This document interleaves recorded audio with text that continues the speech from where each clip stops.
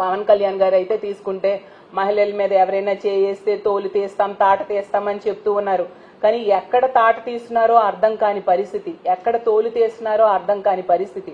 ఇప్పుడు సొగాలి ప్రీతి కేసు విషయమే తీసుకుంటే ఎంత దారుణంగా పవన్ కళ్యాణ్ గారు వ్యవహరిస్తున్నారు. నిజంగా చాలా బాధ అనిపిస్తూ ఉంది.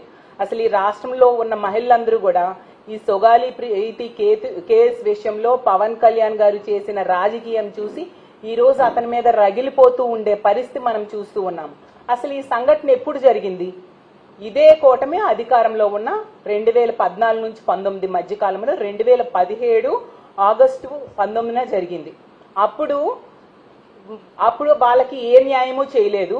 జగన్మోహన్ రెడ్డి గారు వాళ్ళకి మాట ఇచ్చి అధికారంలోకి వచ్చాక వాళ్ళ కుటుంబానికి అండగా నిలబడి జాబ్ ఇవ్వడం జరిగింది, భూమి ఇచ్చారు ఆ కుటుంబానికి, అలాగే ఆర్థిక సహాయం చేయడం జరిగింది.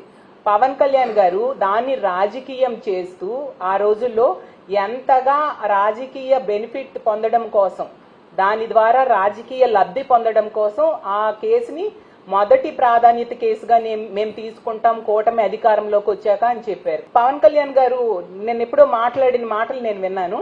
గతంలో జగన్మోహన్ రెడ్డి గారు జాబు అలాగే భూమి ఆర్థిక సాయం ఇవ్వడానికంట ఇతను కారణం అంట. నిజంగా ప్రజలు నవ్విపోతూ ఉన్నారు. ఎందుకంటే నిజంగా మీరు ఆ కేసు మీద అంత శ్రద్ధ ఉన్న వాళ్ళైతే ఆ కుటుంబానికి న్యాయం చేయాలి. మీరు అధికారంలో ఉన్నారు. ఇప్పుడు ఆ తల్లి ఈ రోజు రోడ్డెక్కి పోరాటం చేయాల్సిన పరిస్థితి ఉండేది కాదు. మీరు గాలికి వదిలేశారు. మీరు అధికారంలో కూర్చోవడం కోసం సొగాలి ప్రీతి కేసును రాజకీయ లబ్ధి కోసం వాడుకొని అధికారంలోకి వచ్చాక గాలికి వదిలేసిన పరిస్థితి. ఈరోజు 15 నెలల తర్వాత తల్లి ఎంత ఘోరంగా బాధపడుతూ ఉంది, ఎంత దారుణంగా ఆ అమ్మాయికి న్యాయం కోసం పోరాటం చేస్తూ ఉంది. మీరు ఏ విధంగా గాలికి వదిలేసి ఇలాంటి మాటలు చెప్తూ ఉన్నారు, ప్రజలందరూ కూడా గమనిస్తూ ఉన్నారు.